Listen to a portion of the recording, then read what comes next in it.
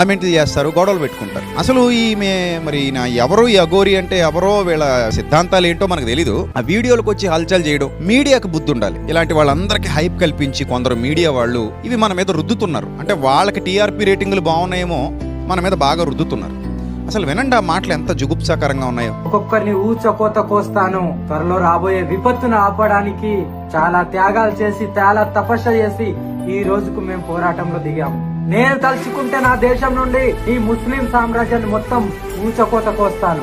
ఏ ముస్లిం అయినా, a Christian అయినా జాగ్రత్త, ఖబర్దార్. రాబోయే రోజులల్లా నా పోరాటం అయిందో నేను ఎలా ఊచకోత కోస్తాను ఒక్కొక్క ముస్లింని, ఒక్కొక్క క్రిస్టియన్ ని. ఇలాగా నేను మాటల దారిని కాదు, చేతల దారిని. ఒక్కొక్కడికి తలలు లేచిపోతాయి. చెప్తున్నాను, జాగ్రత్త ఉండండి. ఇప్పటికే ఎవ్వరిని కూడా వదిలిపెట్టే సమస్య లేదు.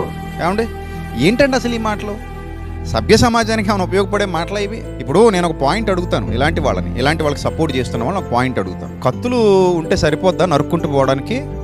భారతదేశంలో కోట్ల మంది ఇస్లాం సహోదరులు ఉన్నారు, కోట్ల మంది క్రైస్తవ సహోదరులు ఉన్నారు. వీళ్ళందరినీ ఒక కత్తితో ఒక మనిషి నరుక్కుంటూ పోతే వాళ్ళందరూ అలా చూస్తూ తలలిచ్చేసి నరికించేసుకుంటూ వెళ్ళిపోతారా? ఇదేమైనా అసలు పనికొచ్చే మాటేనా అది? ఇప్పుడు వాళ్ళందరూ నిన్నేం చేశారు?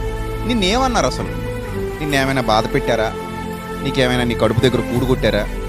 నిన్నేమైనా ఇబ్బంది పెట్టారా? నిన్నేమన్నారని అంత కక్షతో, అంత ద్వేషంతో మాట్లాడాలని అడగాల్సింది పోయి, అది ఆవిడేదో మాట్లాడితే, లేదా అతను ఏదో మాట్లాడితే, ఆ అఘోరి అనే వాళ్ళు ఏదో మాట్లాడితే సపోర్ట్ చేయడం, ఆ అఘోరికి సపోర్ట్ చేయడం ఏమైనా బాగుందా?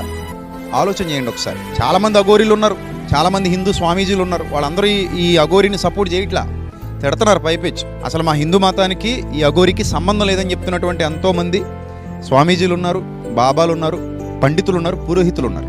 అన్నదమ్ముల్లాగా చక్కగా కలిసిమెలిసిపోతున్నటువంటి మన దేశంలో ఇలాంటి దౌర్భాగ్యపు భావజాలం ఎట్టి పరిస్థితుల్లో మంచిది కాదు. ఏ మతం వాడు ఇలా మాట్లాడినా మంచిది కాదు. ఒక ఇస్లాం వ్యక్తి వచ్చి నేను హిందువుల్ని నరికేస్తాను, ఊచకోత కోసేస్తానన్నా తప్పే. ఒక క్రిస్టియన్ వచ్చి నేను వాళ్ళని నరికేస్తా, వీళ్ళని నరికేస్తా అన్న తప్పే. ఇదిగో ఇలాంటి అఘోరీలు వచ్చి నేను వాళ్ళని చంపేస్తా, వీళ్ళని చంపేస్తా అన్నా కూడా తప్పే. ఇలాంటి దౌర్భాగ్యపు భావజాలం, ఇలాంటి నీతి మాలిన భావజాలం ఎప్పుడైతే సమాజంలో పెరిగిపోతుందో వ్యవస్థ కుంటుబడిపోతుంది, అభివృద్ధి చచ్చిపోతుంది. ప్రపంచ దేశాలన్నీ అభివృద్ధి పదంలో వెలిగిపోతుంటే మన దేశం మాత్రమే ఇదిగో ఇలాంటి వాళ్ళ వల్ల ఇంకా వెనక్కి వెళ్ళిపోతుంది. వీళ్ళకి సపోర్ట్ చేసేవాళ్ళు పెరగడం చాలా బాధాకరం, శోచనీయం. ఈమెను చూడడానికి కూడా భక్తులు తండోపతండాలుగా ఒక చోట వచ్చారని చూసినప్పుడు వాళ్ళ మానసిక వైకల్యానికి నేను చాలా చింతించాను నిజంగా. ఇలాంటి వాళ్ళని చూడడానికి కూడా, ఇలాంటి ఒక మానసిక రుగ్మతతో బాధపడుతున్న వాళ్ళని చూడడానికి కూడా వాళ్ళు వచ్చారు అంటే మరి చింతించాలా, లేకపోతే నవ్వాలా, ఏడవాలా అర్థం కాలేదు. ఇక్కడ నా పాయింట్ ఏంటంటే, ఇప్పుడు అబుదాబిలో అంటే ఈ అఘోరి మాట్లాడినటువంటి మాటలు విన్న తర్వాత నేను చెప్పాలనుకుంటున్నటువంటి విషయం అందరూ అర్థం చేసుకోండి దయచేసి. అబుదాబిలో అతిపెద్ద హిందూ దేవాలయం నిర్మించారు, అబుదాబిలో నిర్మించారు. ఆ ఓపెనింగ్ అనుకుంటాను మన ప్రధానమంత్రి మోదీ గారు కూడా వెళ్ళారు. ఇప్పుడు అరబ్ కంట్రీలో హిందూ దేవాలయం నిర్మించడానికి అనుమతి ఇచ్చారు అంటే వాళ్ళది ఎంత గొప్ప మనసు అనుకోవాలి, వాళ్ళది ఎంత పెద్ద మనసు అనుకోవాలి. అవునా కాదా? మీరు ఆలోచించండి. సరే, అక్కడ హిందువులు చాలామంది ఇక్కడ నుంచి పనికెళ్ళిన వాళ్ళు అబుదాబిలో ఉన్నారు, దుబాయ్లో ఉన్నారు. అందులో నా స్నేహితులు ఉన్నారు, నా మిత్రులు కూడా ఉన్నారు. అక్కడ చాలామంది మంచి పెద్దలు ఉన్నారు. వాళ్ళందరూ కూడా వీలైనప్పుడు ఆ గుడికి వెళ్ళి వాళ్ళ దేవుడిని ఆరాధన చేసుకుని వాళ్ళు తిరిగి వెళ్తారు. అలాగే చాలామంది టూరిస్టులు కూడా ఇప్పుడు అబుదాబిలో ఉన్నటువంటి దేవాలయానికి వెళ్ళే అవకాశాలు ఉన్నాయి. ఇప్పుడు నా పాయింట్ ఏంటంటే, అరబ్ కంట్రీలో ఉన్న ఇస్లాం వారు అక్కడ హిందూ దేవాలయం కట్టడానికి పర్మిషన్ ఇచ్చారు కదా. ఈ అఘోరి లాంటి భావజాలం వాళ్ళకు కూడా ఉండుంటే వాళ్ళు పర్మిషన్ ఇస్తారా? దేశం వదిలిపోండి అని ఈ అఘోరి చెప్పినట్టుగా అరబ్ కంట్రీస్లో ఉన్న వాళ్ళందరూ చెప్తే, ఇప్పుడు ఖతార్లో కానివ్వండి, కువైట్లో కానివ్వండి, దుబాయ్లో కానివ్వండి, సౌదీలో కానివ్వండి, అలా బహ్రెయిన్లో కానివ్వండి, ఇంకా కొన్ని ఆఫ్రికా దేశాల్లో కానివ్వండి, మన వాళ్ళు చాలా మంది ఉన్నారు కదా. అక్కడ బతుకు తెరువు కోసం వెళ్ళారు, జీవనోపాధి నిమిత్తం వెళ్ళారు, బతుకుతున్నారు. అక్కడ 4 రూపాయలు సంపాదించుకుందామని వెళ్ళారు, పిల్లల్ని కుటుంబాలను వదిలేసి. మరలా త్వరలో ఇండియాకి తిరిగి వద్దామని ఆశతో వెళ్ళారు. ఇప్పుడు వాళ్ళందరినీ మీకు ఇక్కడ పనులు లేవు పొండని తగలేస్తే, ఇదే అఘోరికున్న భావజాలం వాళ్ళకు కూడా అఘోరిస్తే, వాళ్ళందరూ తని తగలేస్తే, వాళ్ళందరూ ఇక్కడికి వచ్చేస్తే మరి ఇక్కడ ఏమైనా ఉద్యోగాలు కల్పిస్తావా? కల్పించే వాళ్ళు ఉన్నారు ఇక్కడ, ఉద్యోగాలు కల్పించేవాళ్ళు, వాళ్ళని పోషించడానికి లేదా వాళ్ళ బతకడానికి దారి చూపించే వాళ్ళు ఎవరైనా ఉన్నారా? రాజకీయ నాయకులు దోచుకు తినడానికే మన దేశం సరిపోవట్లేదు కదా. ఎంతమంది ఎన్ని స్కాములు చేసేసారో చరిత్ర తవ్వితే తెలుస్తుంది కదా మనకి. అలాంటిది ఇప్పుడు వాళ్ళందరూ ఇక్కడికి వచ్చేస్తే వాళ్ళని కూడా ఇలాగే పొమ్మంటే అవుతుందా? పని అవుతుందా? అవదు. గ్రౌండ్ రియాలిటీ ఆలోచన చేయండి. మరి మూఢత్వంలోని, ఇల్యూజన్లోనూ బతకూడదు. మతాల పేరుతో కొంచెం వివేకం ఉండాలి, విజ్ఞత ఉండాలి. ఏది నిజం, ఏది అబద్ధం, ఏది వర్కౌట్ అవుతుంది, ఏది వర్కౌట్ అవ్వదు, మనం ఏం మాట్లాడాలి, ఏం మాట్లాడకూడదు, ఈ విచక్షణ జ్ఞానం కోల్పోతున్నారు ఈరోజు చాలామంది. మతం మత్తులో తొలతూగుతూ ఇప్పుడు యూరప్లో కానివ్వండి, యుఎస్లో కానివ్వండి, ఆస్ట్రేలియా లాంటి దేశాల్లో కానివ్వండి, మన వాళ్ళు తెలుగు వాళ్ళు ముఖ్యంగా ప్రపంచ దేశాలన్నిటా వ్యాపించున్నారు. భారతీయులైతే ఇంకా చెప్పనక్కర్లేదు. తెలుగు రాష్ట్రాలు వదిలేస్తే భారతీయులైతే నార్త్లో కానీ సౌత్లో కానీ ప్రపంచం అంతా విస్తరించున్నారు మనోళ్ళు, అన్ని దేశాల్లో ఉన్నాళ్ళు.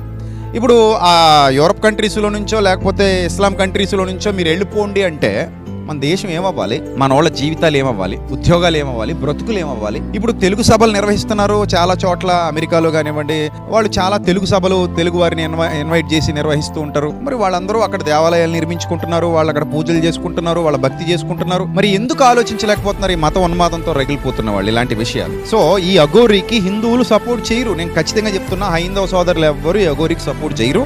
నేను ఇప్పటికే చెప్పాను కదా, చాలా మంది బాబాలు కానివ్వండి, చాలా మంది పండితులు కానివ్వండి, పూజారులు కానివ్వండి, వాళ్ళు ఎవరు కూడా ఈ అఘోరికి సపోర్ట్ చేయట్లే, ఈ భావజాలానికి సపోర్ట్ చేయట్లే. ఎందుకంటే ఇది మంచి భావజాలం కాదు. ఇది ఒక పుండు లాంటి భావజాలం. అది మన శరీరాన్ని తినుకుంటూ వెళ్ళిపోయేటువంటి భావజాలం. చాలా మందికి ఈ మధ్య పిచ్చి పట్టేసినట్టు మాట్లాడుతున్నారు. సోషల్ మీడియా వచ్చిన తర్వాత దేశం వదిలిపోండి, ముస్లింలు దేశం వదిలిపోండి, క్రైస్తవులు దేశం వదిలిపోండి. ఇది ఎవరబ్బ సొత్తు కాదు, ఈ దేశం మన అందరిదే. మనం ఇక్కడ పుట్టాం, మనం భారతీయులు. మొదట ఇస్లాం వాళ్ళు ఇక్కడే పుట్టారు, వాళ్ళు భారతీయులు. వాళ్ళ పూర్వీకులు ఎవరో వచ్చి ఉండొచ్చు ఇక్కడికి, అర్థమైందా? క్రైస్తవులుగా ఇప్పుడు క్రైస్తవులుగా ఉన్న వాళ్ళందరూ ఇక్కడ పుట్టిన వాళ్ళే, భారతీయులు. సో కాబట్టి కేవలం భారతదేశం ఒక మతాంది కాదు. జైనులు ఇక్కడి వారే, బౌద్ధులు ఇక్కడి వారే, సిక్కులు ఇక్కడి వారే, ఆ ఓం శాంతి అనే మతానికి సంబంధించిన వాళ్ళు ఇక్కడి వాళ్ళే. ఇంకా నాస్తికులు ఏ దేవుణ్ణి నమ్మరు, వాళ్ళు ఇక్కడి వాళ్ళే. పూర్వం నుంచి నాస్తికత్వం ఉంది ఇక్కడ. ఆస్తికత్వంతో పాటు నాస్తికత్వం పూర్వం నుంచి ఉంది. చాలా గ్రంథాల్లో కూడా ఆ ఆస్తికత్వంతో పాటు నాస్తికత్వం ఉన్నట్టుగా చరిత్ర చెప్తోంది మన భారతదేశంలో. సో కాబట్టి ఇది మా దేశం, ఒక మతాంది, మీరు వెళ్ళిపోండి, ఒకవేళ ఉంటే గనక మాకు పూజలు చేయండి, ఉంటే గనక వచ్చి మాకు ఇక్కడ కొబ్బరికాయ కొట్టండి అంటే అది అసలు బుద్ధిహీనత కాకపోతే దాన్ని ఎవడు సపోర్ట్ చేస్తాడు? కాబట్టి ఇలాంటి భావజాలం మంచి పద్ధతి కాదు. అది అసలు మాట్లాడకూడదు. అలాగా దాన్ని గవర్నమెంట్ సపోర్ట్ చేయకూడదు. అసలు సభ్య సమాజంలో ఇలాంటి వాళ్ళని తిరగనివ్వకూడదు గవర్నమెంట్. ఖచ్చితంగా గవర్నమెంట్ స్పందించి ఇలాంటి వాళ్ళని అసలు బ్యాన్ చేసేయాలి, రానివ్వకూడదు, బయట తిరగనివ్వకూడదు, అసలు ఎక్కడో లోపలేసేయాలి. ఇప్పుడు కత్తి తీసుకొచ్చి వీడియోలో కత్తి చూపించి నరికేస్తాను పొడి చేస్తానంటే ఇది ఎంతవరకు కరెక్ట్ అండి? అది ఇప్పుడు అందరూ నువ్వు నరికేస్తుంటే పొడి చేస్తుంటే చూస్తా ఊరుకుంటారేటి?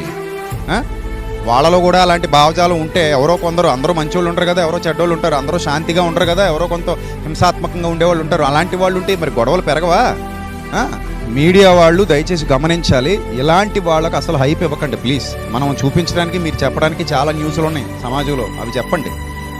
అఘోరి అక్కడికి వచ్చింది, అఘోరి పవన్ కళ్యాణ్ కలవడానికి వెళ్ళింది, అఘోరి ఇక్కడ ఉంది, అఘోరి అక్కడ ఉంది. ఎందుకు మనకి ఇది? మీకు ఏదో టీఆర్పీ రేటింగ్ పెరుగుతుందని ఈవిడ బాగా ఈ అఘోరిని హైలైట్ చేసి చూపించడం వల్ల ఏంటిదిగో చివరికి ఇలాంటి మాటలు మాట్లాడతారు. రేపు పొద్దున మీ పిల్లల మీద దాడులు జరిగితే మీరు తట్టుకోగలరా? మీ పిల్లలకి ఇబ్బందులు ఎదురైతే మీరు తట్టుకోగలరా? మీడియా సోదరులను అడుగుతున్నాను. అంటే ఏళ్ళన హైప్ చేసే వాళ్ళని మాత్రమే సుమా, అందరినీ కాదు.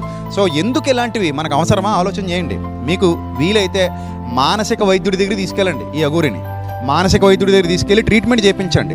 ట్రీట్మెంట్ చేయించి మంచి వ్యక్తిగా, సమాజానికి ఉపయోగపడే వ్యక్తిగా, సమాజంలో అందరినీ చైతన్యవంతులు చేస్తూ పోనీ తన మతాన్ని ఏదో గొప్పగా చూపించుకుంటూ, తన మతాన్ని గౌరవప్రదంగా చూపించుకుంటూ, తన మతంలో ఉన్న మంచిని చాటుకుంటూ ముందుకెళ్తే బాగుండును. అలా లేదు, అలా ఉన్నా బాగుండు. అలా లేదు, అలా లేకుండా మిమ్మల్ని చంపేస్తా, వాళ్ళని చంపేస్తా, మొత్తం మా దేశంలో మేమే ఉండాలంటే ప్రపంచంలో ఇంకేది జరగదు. ప్రపంచం అంతా ఖాళీ అయిపోద్ది. అప్పుడు మన దేశంలో మాత్రమే మనం ఉంటే అడుక్కు తినాలి. ప్రపంచ దేశాల నుంచి మనం తెచ్చుకున్న అప్పులు ఎవడెవడానికి అప్పులు ఎవడో.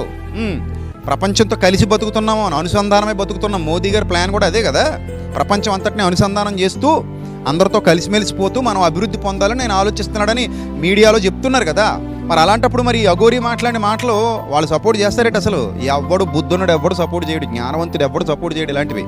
సో దయచేసి ఈ పాత సంవత్సరంతో పాటు, పాత సంవత్సరానికి ఎలాగైతే గుడ్ బై చెప్పబోతున్నాం, త్వరలో నూతన సంవత్సరంలోకి వెళ్ళబోతున్నాం. సో ఈ పాత సంవత్సరంతో పాటు ఈ పాత రోత భావజాలాన్ని కూడా వదిలేయండి, ఇలాంటి వ్యక్తులను కూడా వదిలేయండి. దయచేసి మీ అందరికీ దండం పెట్టి చెప్తున్నా, ఇలాంటి వ్యక్తులను వదిలేయండి. వీళ్ళు మనకు కరెక్ట్ కాదు సమాజానికి. వీళ్ళకి అసలు హైప్ ఇవ్వకండి, ఏ మీడియాలోనూ వీళ్ళని చూపించకండి. ఇగో ఈ మాటలు చెప్పింది కాబట్టి ఈ అఘోరి ఖచ్చితంగా కేసు ఫైల్ చేసి, ఖచ్చితంగా ఈ వీళ్ళను బయటికి రాకుండా చేసి లోపల పెట్టి ట్రీట్మెంట్ ఇప్పించండి. ముందు మెంటల్ ట్రీట్మెంట్ ఇప్పిస్తే, మానసిక వైద్యుడి దగ్గర తీసుకెళ్ళి ట్రీట్మెంట్ ఇప్పిస్తే కొంతకాలానికి ఏమైనా మారు మనసు పొందుతారేమో చూద్దాం.